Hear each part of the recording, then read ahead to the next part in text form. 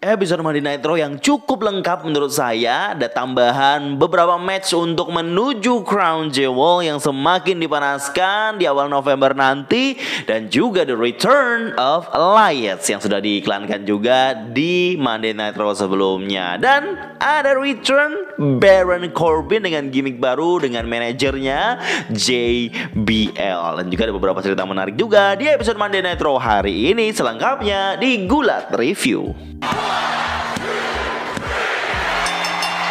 Sejak dimulainya Monday Night Raw tanpa intro, cuma dipakai yang now then now together forever. Terus langsung muncul di tengah-tengah promonya Bobby Lashley. Ini kayak diburu-buru begitu ya, langsung masuk ke situ tanpa ada entrance, tanpa ada, mungkin memang tujuannya untuk membuat sedikit situasi yang memanas sejak awal mulainya episode ini. Bobby Lashley baru promo, dia langsung mencari Brock Lesnar, mau balas dendam karena Brock Lesnar kemarin sudah mengganggu matchnya, membuat dia kehilangan titlenya, US title yang selama ini dia pegang. Brock Lesnar bukan yang nggak datang, memang sudah schedule-kan dia akan datang di sini. Dia muncul keluar, langsung mereka buru-buru bertanding, bukan bertanding ya, berantem ya di bawah ring, di mana sempat ada Spears beberapa kali ke meja komentator juga, terus dibanting Brock Lesnar di situ dan Brock Lesnar terkapar. Dan banyak official, wasit, pegulat yang mencoba untuk memisahkan dan menghalangi Bobby Lashley untuk meneruskan upayanya untuk menghancurkan Brock Lesnar. Jelas segmen opening hanya untuk membangkitkan semangat kita menuju Crown Jewel untuk match ini, karena kehilangan US title Bobby Lashley yang dia ingin membalas dendam ke Brock Lesnar di match Crown Jewel 2022. What a way to kick off the Monday Night Raw episode. Luar biasa ya, openingnya aja seru banget. Berikutnya untuk pertandingan pertama di episode Monday Night Raw ini langsung disajikan oleh The Return of Good Brothers, atau di sini namanya DOC ya, DOC yang disebut berkali-kali, Luke Gallows, Karl Anderson melawan Alpha Academy. Ini juga merupakan bagian dari untuk ya sedikit memeriahkan atau merayakan kedatangannya DOC sebagai bagian dari partner AJ untuk feud dengan Judgment Day. Jelas ya, setelah pertandingan yang sudah dimenangkan oleh DOC, pertandingan cukup oke menurut saya untuk jadi pertandingan opening. Muncullah Judgment Day yang berpromo untuk menantang AJ Styles dan DOC. Mereka bertiga ini 3 lawan 3 di Crown Jewel. Jadi Judgment Day, Dominic, Finn sama Damian didampingi Rhea Ripley akan melawan AJ dan juga DOC di Crown Jewel 2022.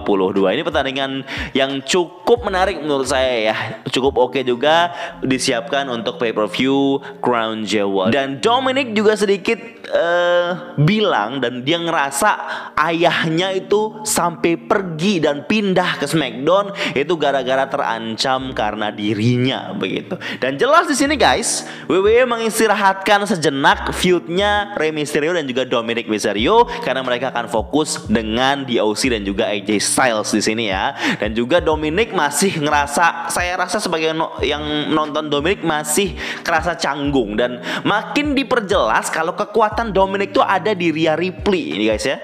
Jadi mereka di setup nih untuk bertanding. Dominic Mysterio akan melawan AJ Styles di episode Monday Night Raw hari ini. Kita langsung aja ke pertandingannya ya. Dimana di pertandingan ini memang sangat terasa jomplang ya. Dimana kualitasnya AJ Styles yang punya pengalaman sangat banyak, seorang veteran melawan Dominic yang masih junior dan juga masih dibilang rookie atau cukup amatir ya, dengan pengalaman yang tidak banyak. Tetapi yang diangkat di sini dimana bantuan dari Judgment Day dan kuncinya ada di Rhea Ripley. Sekali lagi, kunci dari Dominic ini penampilannya itu ada di Rhea Ripley ini. Ya, Ripley juga sempat membantu sampai di klimaksnya, di mana Good Brothers atau DOC lagi berhadapan dengan Damian dan juga Finn Balor, lagi nggak fokus, nggak bisa bantu AJ. Tiba-tiba kakinya AJ Styles dipegang oleh Rhea Ripley, dan ini membuat AJ jadi tidak fokus dan langsung dipin quick oleh Dominic Mysterio. Dan Dominic Mysterio dengan cukup mengejutkan bisa ngepin AJ Styles dan memenangkan pertandingan. Saya kaget sekali melihat finishnya seperti ini ya. Jadi Dominic yang dikasih kesempatan bisa ngepin seorang AJ Styles. Itu sesuatu yang cukup besar ya yang terjadi di Monday Night Raw hari ini. Seorang Dominic itu dengan begitu gampang untuk finish dari match ini dengan ngepin quick oleh Dominic ke AJ Styles. Yang jelas ini memang dengan bantuan Judgment Day ya, tapi yang jelas kemenangan Dominic ngepin AJ Styles adalah sesuatu yang cukup besar menurut saya ya untuk episode Monday Night Raw hari ini. Lanjut lagi segmen berikutnya di mana Seth Rollins menselebrasi kemenangannya kemarin Monday Night Raw di episode minggu lalu sebagai the new United States Champion. Our new United States Champion Seth Rollins ya datang dengan merasa gembira, merasa bangga, dan dia ngerasa kekalahannya di Fight Pit itu berbuah manis ya dengan kemenangannya di Monday Night Raw mendapatkan US title. Dan di malam ini dia bilang akan ada first title defense, adalah pertandingan dia bisa mempertahankan US Championnya melawan Matt Riddle di main event di pertandingan utama Monday Night Raw di hari ini. Dan kemudian Mustafa Ali guys, Mustafa Ali keluar. Jadi minggu lalu Mustafa Ali itu bukan minggu lalu ya, minggu sebelumnya Mustafa Ali ini memang sedang mengincar US title. Sejak waktu ada US title dipegang Austin Theory pun dia selalu mengincar, dan hilang muncul lagi, hilang muncul lagi. Dan saya sampai sekarang masih bingung apakah Mustafa Ali akan begitu terus atau memang ini usahanya Triple H untuk membuat Mustafa Ali menjadi lebih relevan lagi dari sebelumnya. Mungkin ini bagian dari usaha untuk build up kembali karakter baru untuk Mustafa Ali di WWE, karena dia sering frustasi gitu ya di sosial media dengan posisinya sekarang, nggak dapat kesempatan apa-apa dan selalu mendapat pertandingan yang jobber, dan juga mungkin di acara WWE yang ketiga itu adalah main event begitu. Kayaknya masih ada deh main event. Iya, masih ada ya.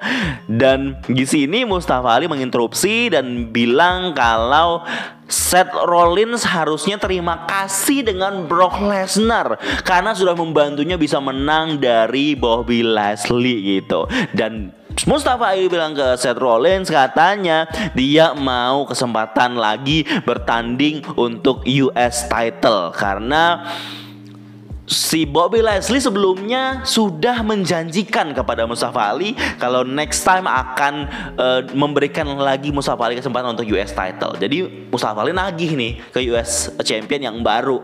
Aku minta kesempatan itu yang sudah dijanjikan oleh Bobby Lashley. Tetapi Seth Rollins kan bukan Bobby Lashley, dan dia menolak apa yang diinginkan oleh Mustafa Ali ini. Dan Ali cukup marah kan, dia buka kacamata Seth Rollins. Terus Seth Rollins itu kayaknya promo memuji ya. Dia ngomong memuji, tiba-tiba ditonjok. Bak gitu, Mustafa Ali langsung terkapar di segmen ini. Cukup menarik segmen ini karena Seth Rollins belum kelar dengan Matt Riddle, sudah siap penantang baru yaitu Mustafa Ali. Dan hal ini terjadi di main event ya, nanti kita bahas.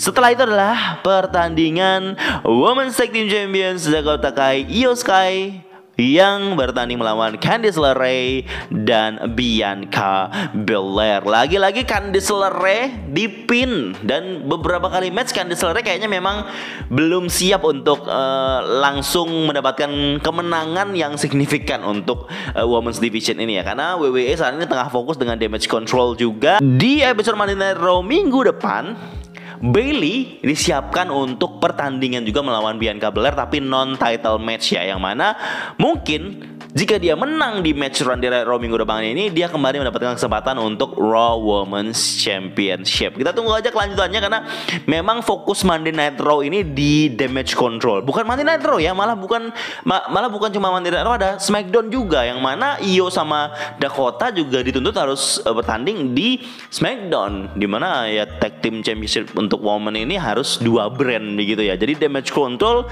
lagi kayak bisa dibilang di posisi paling atas ya untuk fokus dari Women's Division. Lanjut lagi ya. Jadi dischedulkan di Monday Night Raw ini The Miz akan melawan Dexter Lumis. Ini sejak minggu lalu diomongin oleh Road Dogg ya.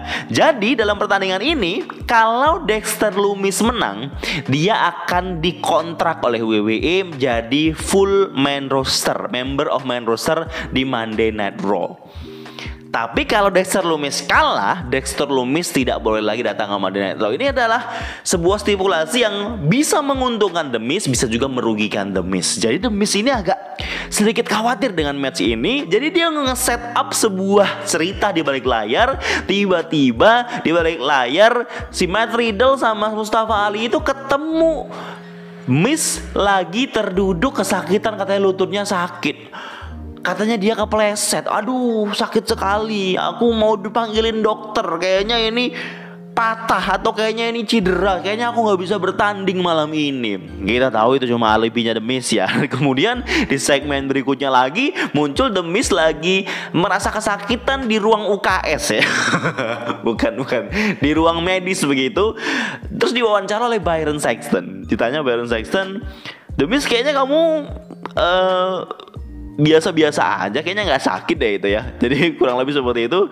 Terus The Miz bilang, nggak, ini udah jelas sakit, kayaknya nggak bisa bertanding. Terus Byron ini agak curiga, kayaknya kamu memang sengaja membuat itu ya. Soalnya ada petugas yang bilang mereka tidak mengepel sama sekali hari ini, dan mereka melihat The Miz menumpahkan air sendiri di situ gitu.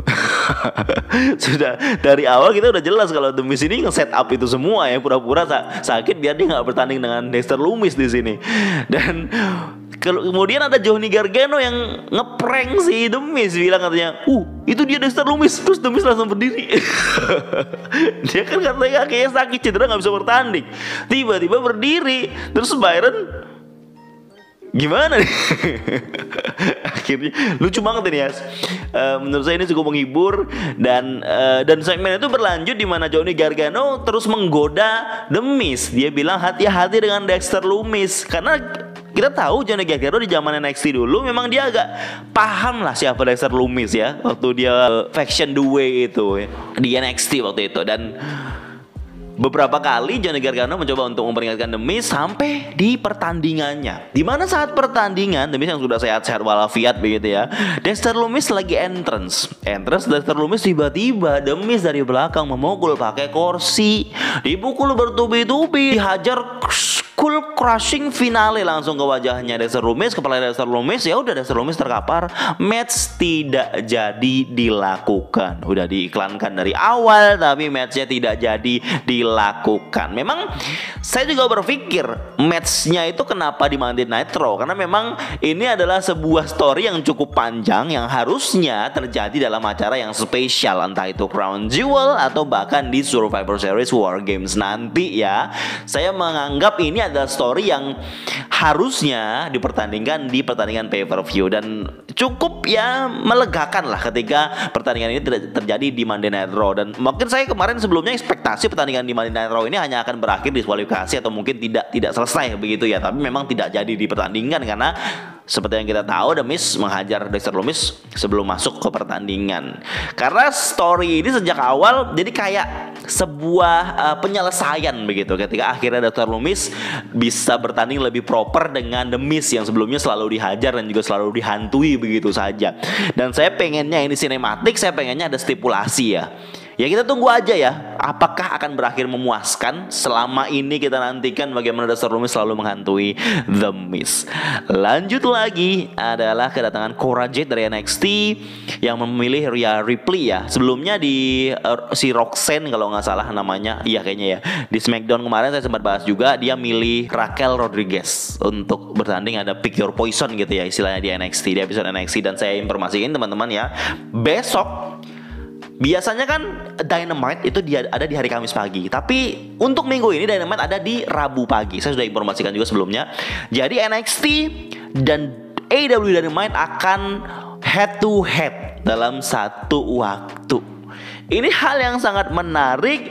Jadi kayak Tuesday Night Raw terjadi besok hari. Itulah mengapa WWE sangat mempromosikan NXT di 2 show belakangan ini, di SmackDown dan juga di Monday Night Raw. Ada beberapa orang NXT datang tujuannya untuk mempromokan NXT yang akan berhadapan dengan Dynamite untuk rating di besok, guys. Apakah usaha WWE untuk membuat NXT bisa ditonton lebih banyak orang ini berhasil, atau AEW Dynamite malah bisa lebih diunggulkan atau lebih bisa mengungguli NXT di esok hari ya, di Special Tuesday Night War ya. Makanya mungkin teman-teman yang ada yang bertanya kenapa NXT beberapa kali dimunculin di Monday Night Raw. Ini bukan debut mereka ya. Mereka cuma muncul untuk mempromosikan acara mereka di esok hari. Lanjut lagi, ini juga yang menarik nih. Jadi kalau saya nggak salah ya, silakan teman-teman koreksi kalau saya salah. Di beberapa episode sebelumnya, kayaknya beberapa minggu yang lalu, itu JBL ada. Terus waktu itu Baron Corbin diajak JBL naik mobil. Iya kayaknya ya. Dan setelah itu Corbin hilang, Happy Corbin hilang, selesai gitu. Sampailah hari ini di mana JBL kembali datang. Dia bilang setelah Rey Mysterio pindah ke SmackDown, SmackDown tuh menukarkan membernya untuk pindah ke Monday Night Raw, dan dia kasih tahu membernya itu orang baru untuk untuk roster Raw adalah Baron Corbin. Ingat, ini nama lamanya Corbin ya, Baron Corbin. Bukan Happy Corbin lagi. Happy Corbin udah selesai gimmicknya, ini gimmick yang baru, walaupun gayanya masih tetap 11-12 ya. Yang menarik di sini, JBL bisa jadi akan jadi mentornya atau dia akan jadi manajernya, dan karakternya jelas heel di sini. Karena sejak awal JBL promo sebelum manggil Baron Corbin, dia sudah mengejek Oklahoma. Semua penonton bu si JBL ya sejak awal dia ngomong di mic. Ini jadi satu yang menarik. Kenapa? Karena ada JBL aja. Kedatangannya Baron Corbin di Raw ini menurut saya akan ada beberapa push yang dilakukan dengan gimmick ini. Tapi pendapat saya pribadi ya, saya ngerasa gimmick ini tidak begitu signifikan perubahannya untuk untuk Baron Corbin. Saya nggak suka dari pandangan pertama ya, kesan pertama saya melihat gimmick ini, saya ngerasa ini waste of time karena tidak ada perubahan yang signifikan dari Baron Corbin, juga hanya ada tambahan JBL begitu. Saya juga ngerasa tidak penting JBL jadi manajer untuk Corbin, karena Corbin tuh bukan pegulat yang nggak bisa promo. Corbin tuh bisa promo, ngomongnya juga bagus, dia juga bisa mendeliver sebuah karakter. Tapi entah kenapa WWE memutuskan untuk membuat pasangan baru ini, untuk membuat konsep baru ini untuk Baron Corbin. Ya mudah-mudahan ya dampaknya baik untuk karirnya Corbin, dan juga dampaknya baik untuk storyline yang akan dibentuk di Monday Night Raw ini. Dan untuk kesan pertama, sekali lagi saya tidak begitu ngerasa ini sesuatu yang akan besar ataupun sesuatu yang jadi penting di Monday Night Raw. Dan penantang pertama Baron Corbin di sini Dolph Ziggler. Ngejobber lagi Dolph Ziggler. dan teman-teman, Austin Theory nggak ada loh di episode ini. Dia kan Mr. Money in the Bank loh. Jadi kayak nggak penting nggak sih? Iya gak sih teman-teman? Lama-lama Austin Theory terkubur gitu lama-lama. Atau memang karena ada yang dipersiapkan ya untuk Austin Theory ini. Oh ya, ada Omos juga yang datang di sini sedikit berpromo, di mana semakin ditekankan oleh MVP kalau monster itu nggak ada. Yang ada adalah Giants, ya Nigerian Giants, Omos. Terus Omos begini. Saya nggak ngerasa dalam feud ini Omos akan menang ya, karena stratanya Omos dengan Braun Strowman ya cukup jauh berbeda. Tapi harapan saya pertandingan antara monster lawan Giant ini memberikan pertandingan yang ikonik dan juga cukup membekas. Jangan hanya slow pace saja atau fase lambat aja, terus juga tanpa ada sesuatu yang besar terjadi. Ya minimal pada saat mereka bertanding ringnya jebol lagi atau ringnya hancur lagi begitu kan. Itu jadi sesuatu yang ikonik yang terjadi di setiap era ya yang ada di WWE. Lanjut lagi ada segmen yang tadi The Miz sama Johnny Gargano dan lain sebagainya, sampai akhirnya kita ke segmen penantian kehadiran dan kembalinya Elias. Elias di sini datang pakai piano, guys. Dan informasi selama ini WWE menahan Elias atau Ezekiel ini ya untuk tidak muncul di acara WWE. Katanya Triple H memberikan kesempatan Elias untuk menumbuhkan jenggotnya kembali. Kayaknya sebulan apa 2 bulan ya kalau nggak salah ya guys ya. Sudah tumbuh panjang sekali, udah jadi Elias banget ya si Ezekiel ini sebelumnya. Dan saya cukup kangen ya dengan Work with Elias yang benar-benar akan fokus menjadi karakter Elias di sini, seorang Elias yang kita nantikan. Dan dia akan menyanyikan sebuah lagu. Dia akan menyanyikan sebuah lagu yang dia bilang ini sebuah lagu yang berarti buat dia. Tiba-tiba Matt Riddle keluar bawa gendang. Dia bawa gendang, guys. Dia nggak mau dimainin piano, dia mau main koplo. Dia mau nyanyi lagu dangdut koplo sepertinya ya. Dia bawa gendang, kalau di sana disebut bongo gitu ya. Dan dia bisa dibilang terkesan mengganggu Elias di sini. Padahal mereka sama-sama face ya. Mereka nggak ada yang heel di sini. Terus Matt Riddle bilang, "Ayo, selamat datang kembali." Terus dia pengen kolaborasi begitu.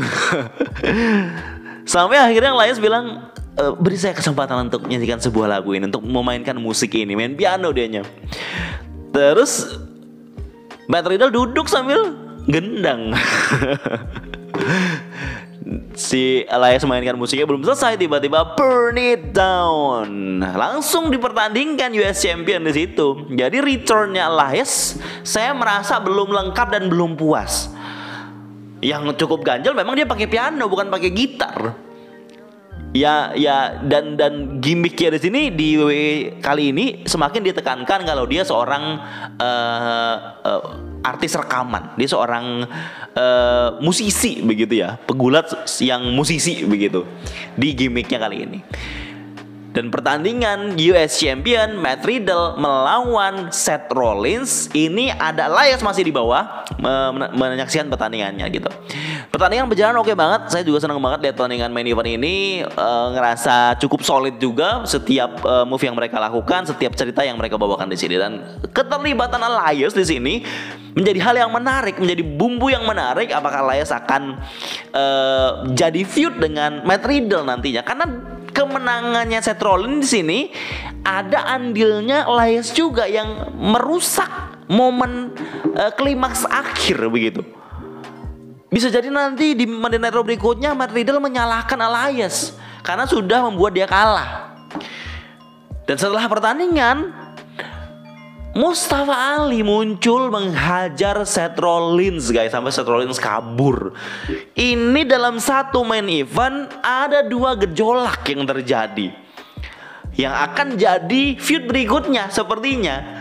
Langsung Seth Rollins mendapatkan penantang berikutnya yaitu Mustafa Ali. Matt Riddle akan feud lagi dengan orang lain yaitu adalah Elias. Berarti dua feud ini akan jadi feud lanjutan ya untuk mereka berdua. Sepertinya Seth Rollins dan Matt Riddle akan selesai di sini setelah ini, dan Matt Riddle akan fokus dengan Elias ya. Jadi yang saya lihat setelah main event ini dan kehadiran Mustafa Ali untuk feud selanjutnya dengan Seth Rollins cukup menjanjikan ya di akhir segmen ini. Tetapi kita tahu lah ya, untuk menuju ke sebuah level untuk Mustafa Ali bisa memenangkan US Champ kayaknya belum. Kita tahu ini hanya untuk menjadi bagian ya sedikit hambatan lah untuk Seth Rollins menjadi US Champion seutuhnya. Mungkin mereka dipersiapkan untuk pertandingan di Crown Jewel ya, karena Mustafa Ali kan Muslim kayaknya, ya Muslim, dan dia bertanding di Crown Jewel pasti untuk sedikit ya privilege lah atau sanjungan lah untuk Raja Arab ya, pertandingan di Arab Saudi besok di Crown Jewel. Bisa jadi US Championnya title matchnya Seth Rollins melawan Mustafa Ali for United States Championship.